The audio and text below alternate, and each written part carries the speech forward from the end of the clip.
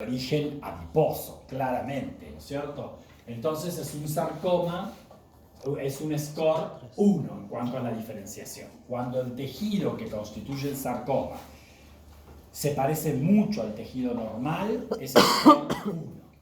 Cuando el sarcoma está constituido por una proliferación cuyo tipo histológico es bien característico, o sea, no tengo duda del patrón, qué sé yo digo esto es un liposarcoma y es mixoide, ¿no? Generalmente entran dentro del score 2, cuando el tipo histológico es bien característico. Y todo lo demás, cuando ya tiene aspecto embrionario, ¿no es cierto?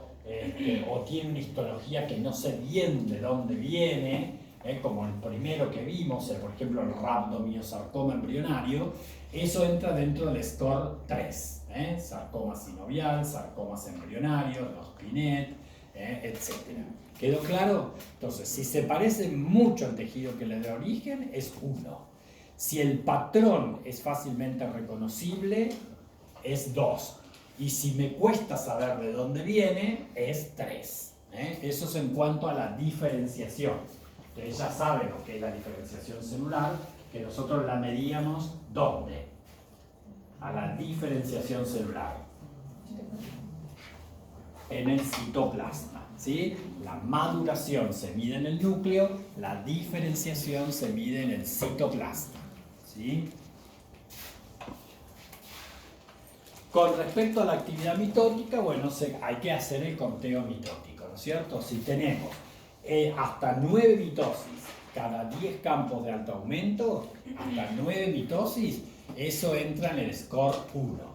Hasta 19 mitosis en el score 2 y más de 20 mitosis, cada 10 campos de alto aumento, yo tengo que mirar 10 campos y contar el número de mitosis, ¿sí? Si tiene más de 20 mitosis en 10 campos de alto aumento, es score 3, ¿sí? Entonces, hasta 9, hasta 19 y más de 20.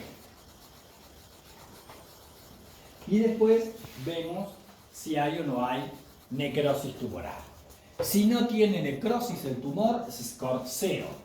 Si tiene necrosis, pero ocupa menos del 50% del tumor, es score 1. Y si tiene más del 50% de la extensión del tumor, está necrosado, es score 2. ¿Sí? Entonces vemos cuánta necrosis tiene, si es que la tiene, o si no tiene necrosis.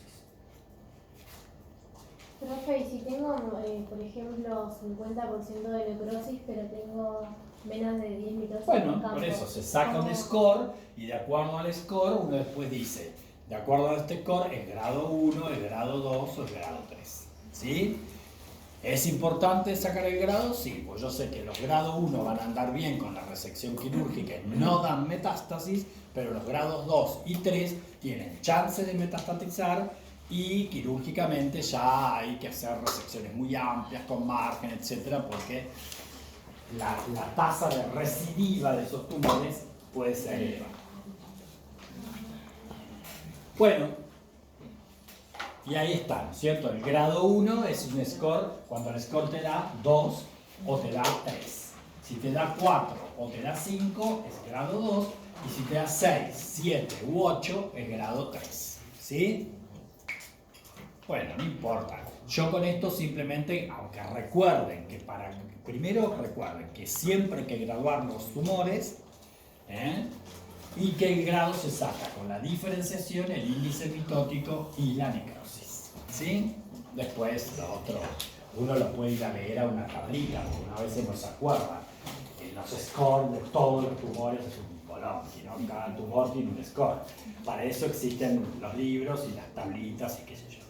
Yo se lo muestro para ver la importancia que tiene hacer el score para sacar el grado de un sarcoma, para cualquier sarcoma, ya sea un sarcoma, un rhabdo, un ley, un fibro, cualquier sarcoma.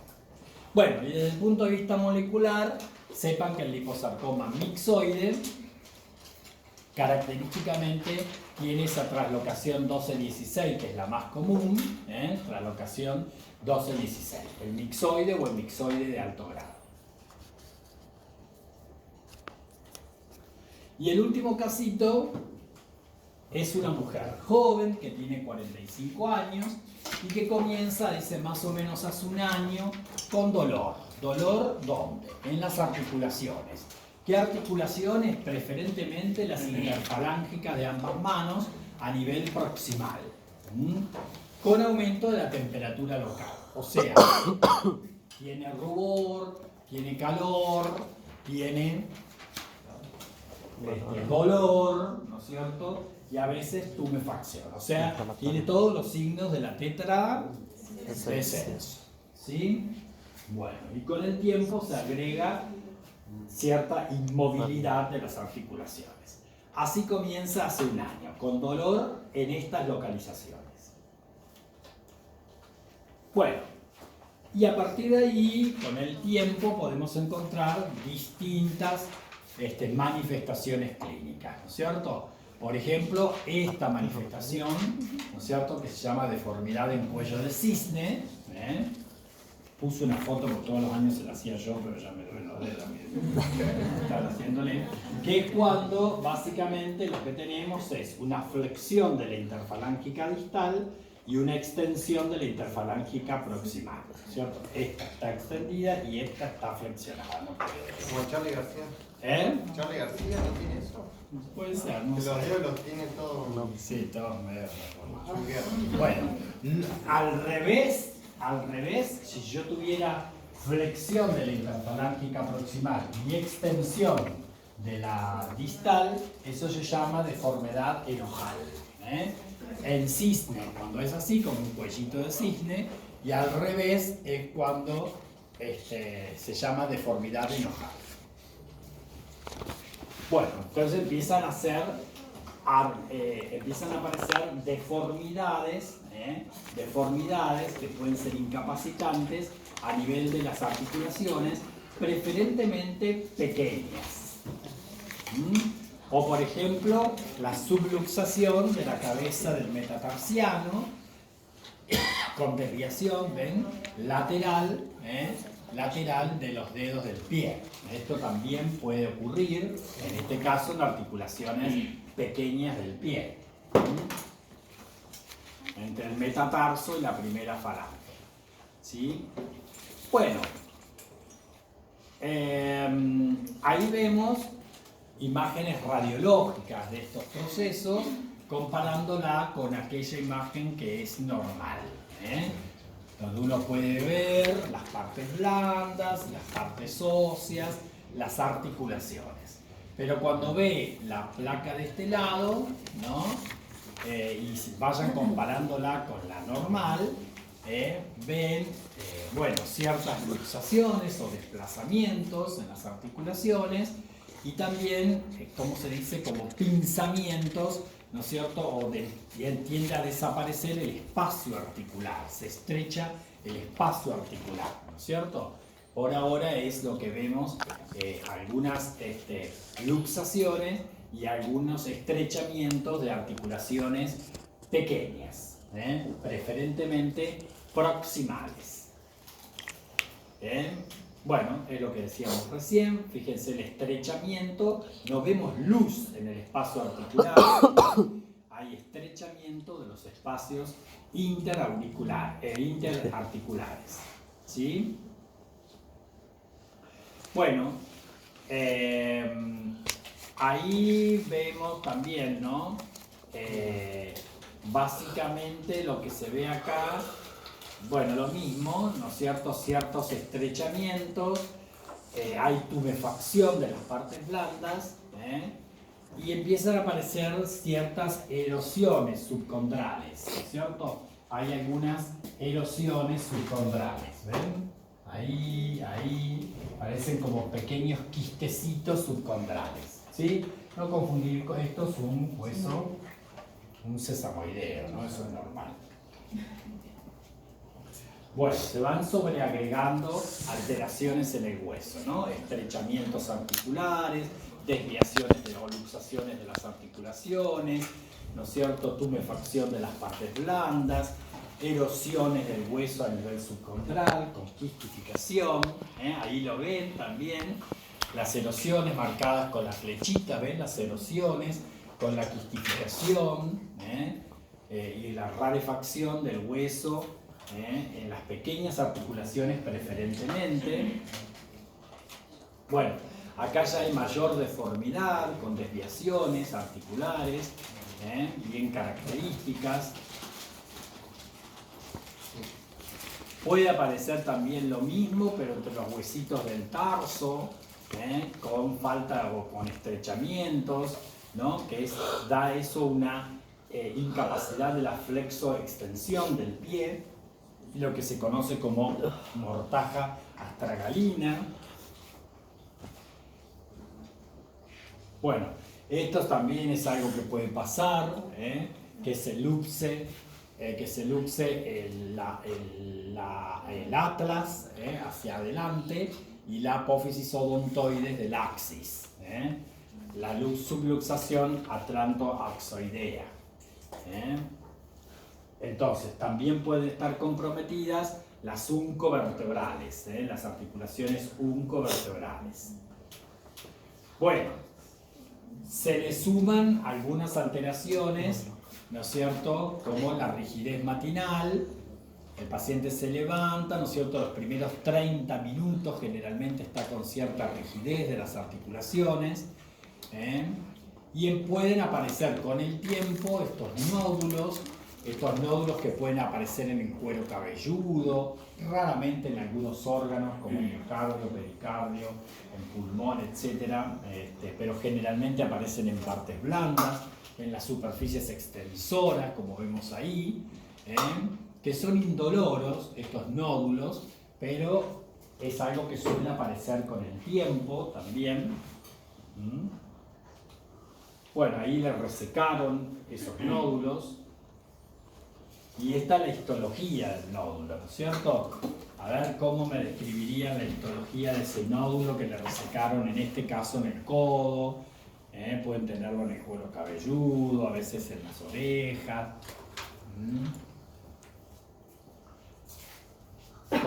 ¿Cómo lo describirían? Porque acá hay algunos planteos diagnósticos diferenciales para hacer, ¿no?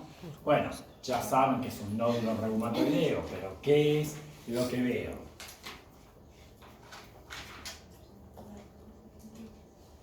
Células gigantes, un infiltrador. Bueno, lo que veo básicamente es una empalizada histiocítica con algunas células gigantes multinucleadas, como se ve acá. Pero, ¿qué tenemos en el centro? Necrosis. Necrosis fibrinoide. Necrosis fibrinoide. ¿Con qué me lo podría confundir yo? Que lo vimos en clase también.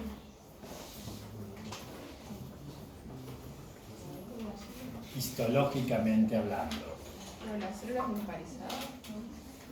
Que también tiene una lesión que está rodeada preferentemente de histiocitos con células gigantes multinucleadas de tipo cuerpo extraño, pero en el centro, en vez de necrosis fibrinoides, tenemos un núcleo con cristales de urato monosódico. Eso se llama tofo gotoso. Ojo con los tofogotosos que pueden tener la misma localización, nada más que el centro del tofogotoso es un núcleo, ¿no es cierto?, constituido básicamente por cristales de urato monosódico. Que los cristales no los vemos porque a nosotros los tofogotosos nos los mandan en formol y los cristales se disuelven. Para yo ver los cristales de urato monosódico tengo que mandar ese tofo en alcohol absoluto, ¿sí? Pero bueno, como el que saca el tofo no lo sabe, lo mete en un frasquito de formol. Para cuando llega a los ojos, olvídate. Pero bueno, se adivina porque en el centro vemos como cristalitos en agujas, que esos vacíos, básicamente, que esas hendiduritas corresponden a los cristales de urato monosódico. Entonces, en este caso es un nódulo reumatoideo, ahí lo vemos con un poquito más de detalle, donde claramente se ve una necrosis de aspecto fibrinoide. De aspecto fibrinoide. Podría tener algún neutrófilo, que ahí se ven entremezcladitos, pero tiene poquito. Acá lo vemos mejor, la necrosis fibrinoide en el centro, la empalizada isquiosítica en la periferia, con alguna célula gigante multinucleada. Bien. Bueno, podemos encontrar nódulos reumatoideos, como les dije, en otras localizaciones. En este caso, acá, en las manos, cuando se encuentran en las proximales se llaman nódulos de Everden, y cuando se encuentran en las distales se llaman nódulos de Bouchard. ¿Sí? Pero no son más que nodulitos en este caso. Bueno, sepamos que esta enfermedad no solo compromete las articulaciones, sino que compromete los tendones, compromete los músculos, compromete algunos órganos, compromete los vasos, o sea que es una enfermedad sistémica, crónica, sistémica, autoinmune, más frecuente en la mujer y especialmente entre los 20 y los 40 años. ¿No es cierto? Bueno, el compromiso vascular hace que a veces aparezcan úlceras, porque no solamente se comprometen los vasitos arteriolares de pequeño tamaño o mediano, sino que también hay un compromiso venular con una vasculitis de tipo leucocitoclástico. No están afectados los vasos renales, ¿sí? Pero la afección venular es la típica vasculitis leucocitoclástica que ustedes conocen, y si no, hay afectación arteriolar de arteriolas de pequeño y mediano tamaño. Eso genera isquemia y a nivel cutáneo se puede expresar con úlceras, como vemos acá. Si yo estudio esta úlcera, como decimos siempre, con una biopsia del margen y demás, ¿no? voy a ver las alteraciones a nivel vascular que explican el porqué de la isquemia, ¿no? y de la ulceración cutánea. Ahí está, ahí tenemos la vasculitis asociada, en este caso, a lo que conocemos como artritis reumatoidea, ¿sí? Ahí vemos un vaso arteriolar pequeño con esa típica necrosis fibrinoide, característica necrosis fibrinoide que tienen estos vasitos, porque recordemos que es una entidad esta autoinmune. Bueno, si yo resecara histológicamente, ¿no es cierto?, material de la sinovial, de esta articulación afectada, tienen este aspecto.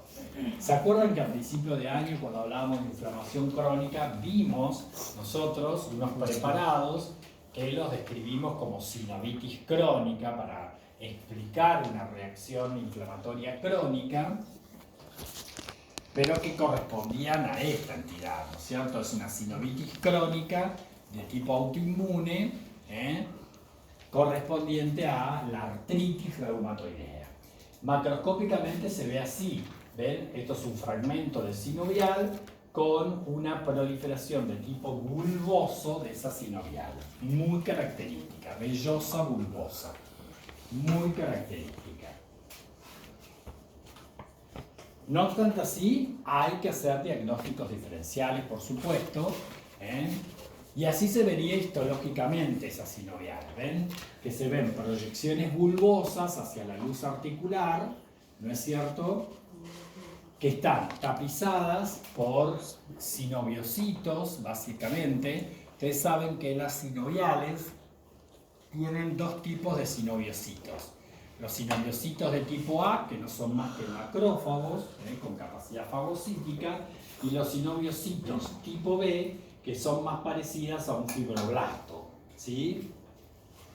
Y que lo que llamamos sinovial tiene más o menos entre 1 a 4 capitas de células.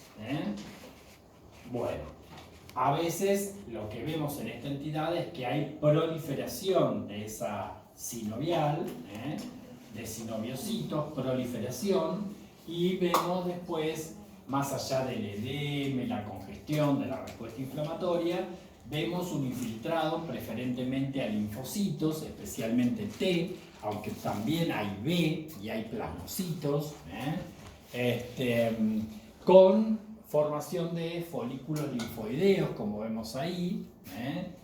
Esos se llamaban órganos linfoides terciarios, ¿se acuerdan?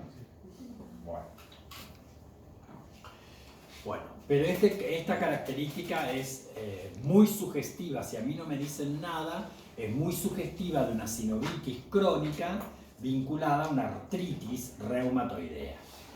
Ojo que este aspecto podemos verlo similar en otros contextos. Por ejemplo, en la artritis psoriástica. No es diagnóstico diferencial.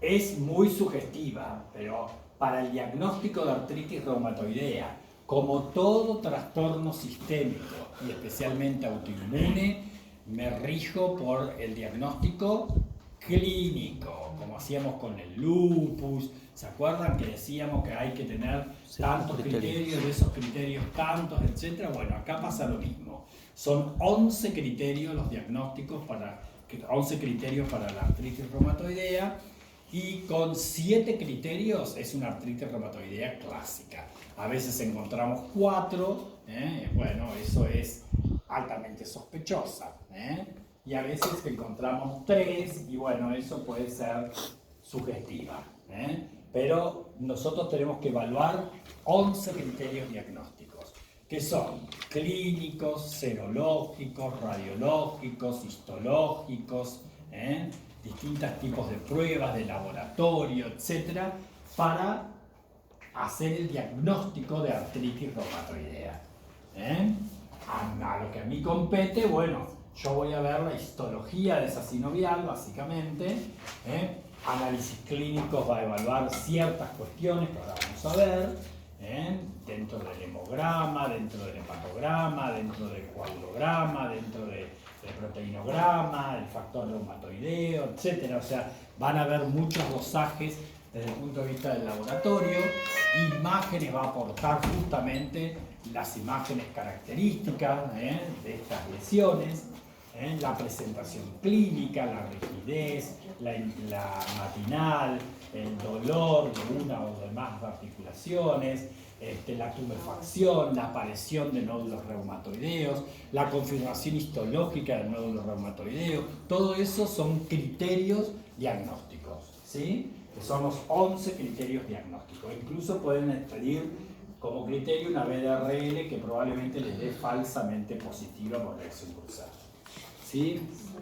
Bueno, acá tienen otro aspecto histológico de esa sinovitis crónica, bulbosa, muy sugestiva de la artritis reumatoidea.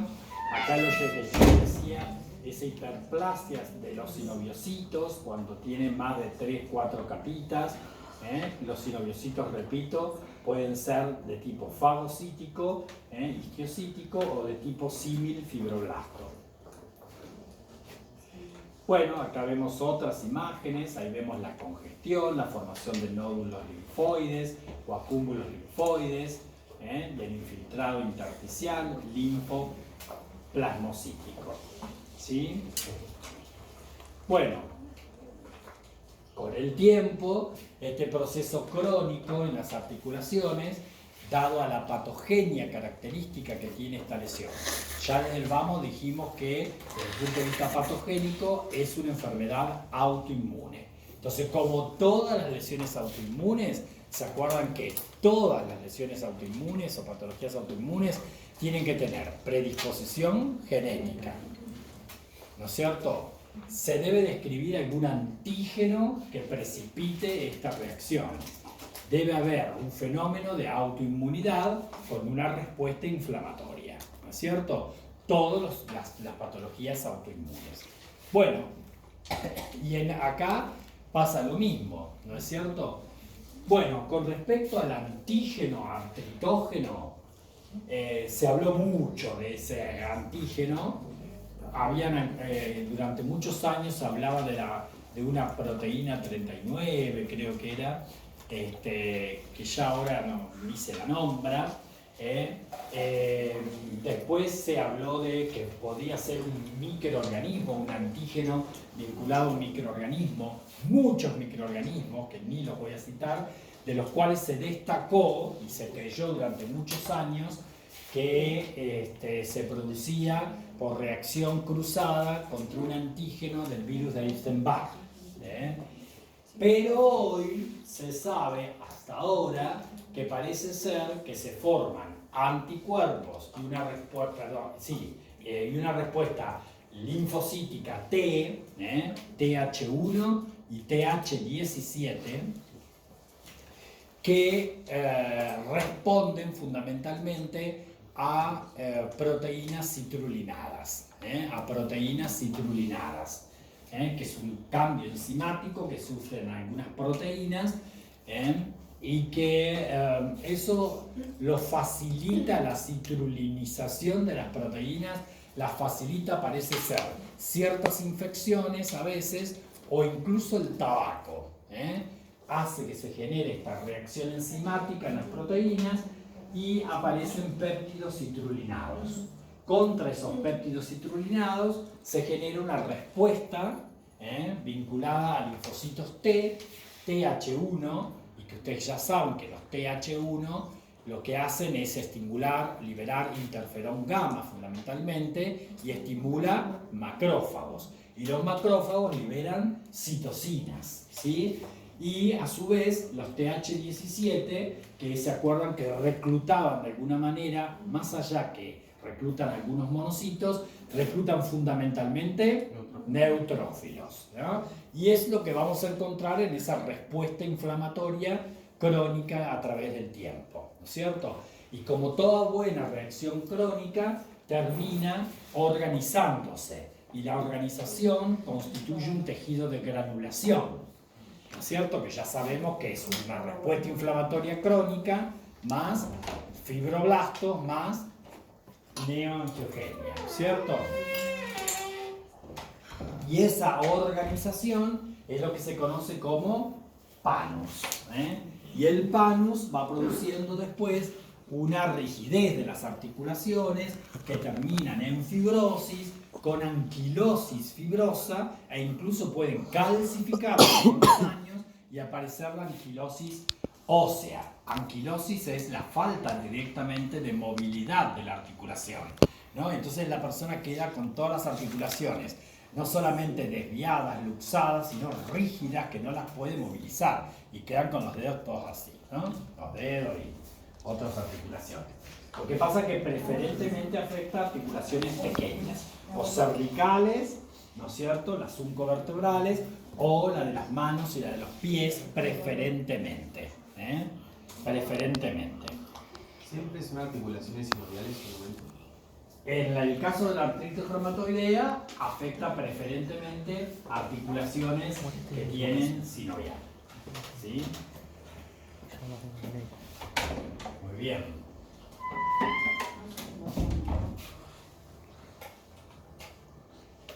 Bueno, ahí vemos lo que decíamos antes, la formación del panus, que ahí está invadiendo un poco, ven cómo se va metiendo en el cartílago articular. Recordemos, ¿no es cierto?, que una artritis reumatoidea, que ya lo vamos a ver en la próxima clase, una artritis reumatoidea puede con los años terminar haciendo una osteoartritis, o una artritis de estas tipo artrosis,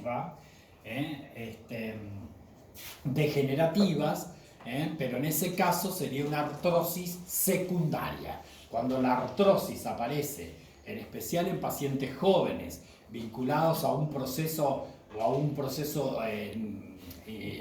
inflamatorio o por depósito, además a nivel articular, en pacientes jóvenes, que desgasta básicamente los cartílagos y demás, pueden generar con los años artrosis, pero en este caso artrosis secundaria, no es la artrosis idiopática que generalmente tienen las personas de mayor edad, ¿no?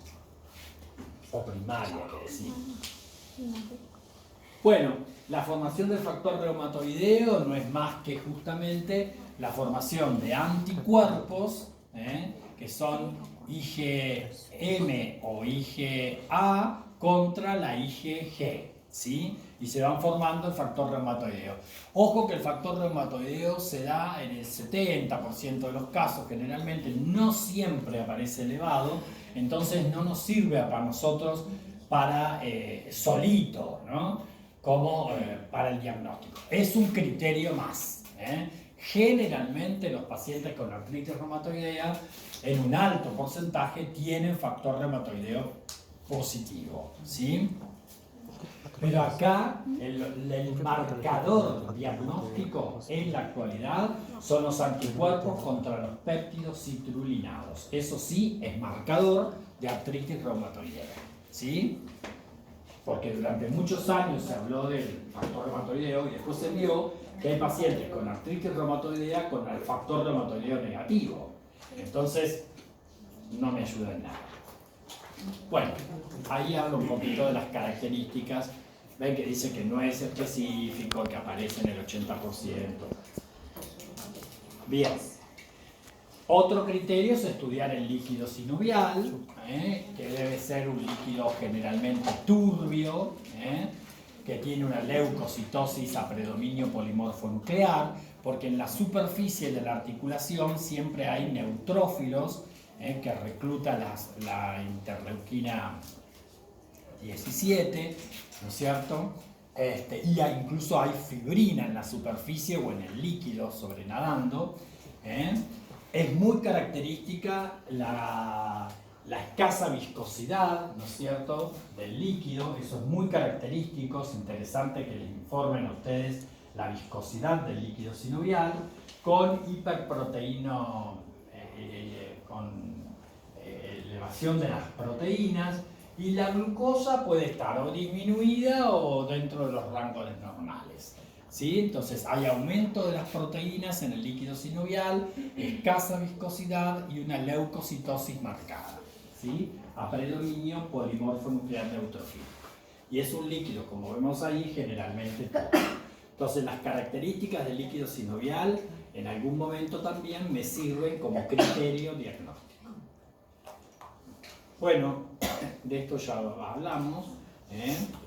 No es más que una respuesta inflamatoria vinculada a la autoinmunidad, donde tiene que haber susceptibilidad genética, especialmente en pacientes que son DR3, del sistema mayor DR3 positivo generalmente, en donde participan linfocitos T, B y plasmocitos, ¿no?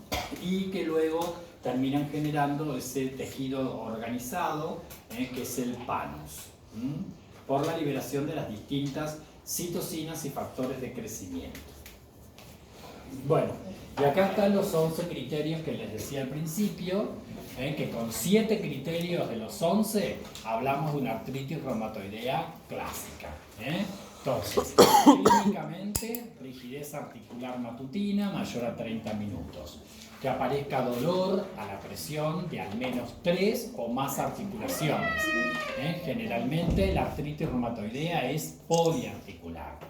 Que aparezca tumefacción de una articulación de la mano o de otra articulación. Que sea simétrica la afección, o sea, si tiene comprometida una muñeca, tiene la otra. Si tiene un dedo de este lado, lo tiene del otro. ¿Sí? Siempre simétrico el proceso. ¿Sí? Los nódulos reumatoideos, la radiología característica que vimos, todo el laboratorio con la prueba de aglutinación, factor reumatoideo, el estudio del líquido sinovial con coágulo deficiente y la histología de la sinovial, que sea compatible con una artritis reumatoidea, o del nódulo reumatoideo. O sea que tiene criterios estrictamente clínicos, de laboratorio, imaginológicos, histopatológicos, etc. Uno trata de reunir la mayor cantidad de criterios posibles y decimos, si hay 7 criterios de estos positivos, pues entonces esto es una artritis reumatoidea. O sea que el diagnóstico es clínico, basado en un grupo multidisciplinario que va a aportar sus distintos criterios. ¿Sí? Bueno, entonces, para resumir, siempre que ustedes tengan patología articular,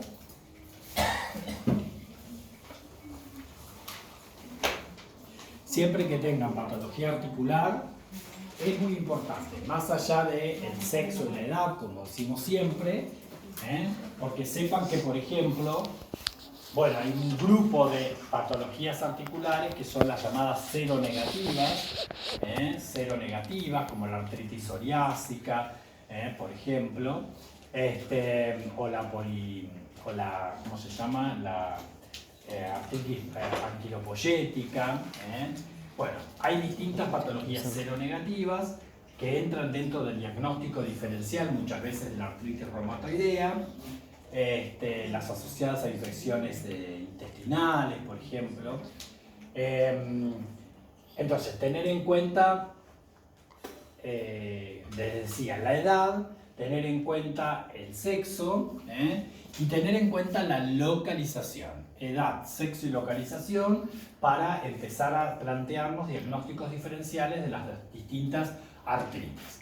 Y después, cuando estamos pensando que esto puede ser una artritis, bueno, siempre debemos decirlo, bueno, el número de articulaciones que compromete.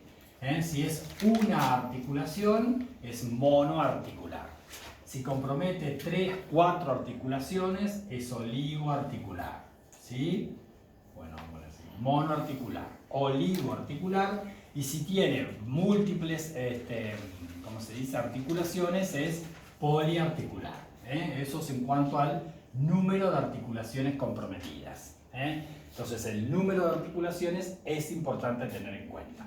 Después, saber si estas articulaciones son generalmente axiales, o sea que comprometen básicamente las articulaciones de la columna vertebral, o si son periféricas, ¿sí? Si son periféricas o axiales. Después tenemos que ver si predomina básicamente un compromiso de pequeñas articulaciones o de grandes articulaciones, ¿sí? Y después tenemos que ver si es simétrica o si es asimétrica. Y después tenemos que ver el curso evolutivo, si es aguda, a veces subaguda o crónica. Crónica. Si quieren poner acá subaguda en algunos casos, ¿no? Pero fundamentalmente aguda o crónica.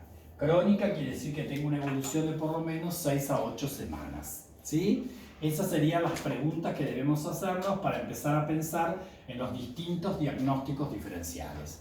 Porque, por ejemplo, yo les digo, tengo un paciente que tiene 36 años, varón, con un compromiso de la articulación de la rodilla. ¿No es cierto? Articulación de la rodilla. Solamente, ¿no? Y tiene un curso evolutivo agudo. Clínicamente con rubor, dolor, tumefacción y enrojecimiento de la rodilla. ¿En qué pensarían? Algo infeccioso. Algo infeccioso. Algo infeccioso, ¿sí? Algo infeccioso. Entonces pensaríamos en una artritis infecciosa o bacteriana, ¿sí? Que sería básicamente monoarticular, ¿no? Periférica, de grandes articulaciones, asimétricas, de curso agudo. Artritis infecciosa casi seguro. Supónganse que yo tengo un varón que tiene 43 años, con una afección preferentemente de la rodilla, incapacitante, con un dolor muy importante de curso subagudo.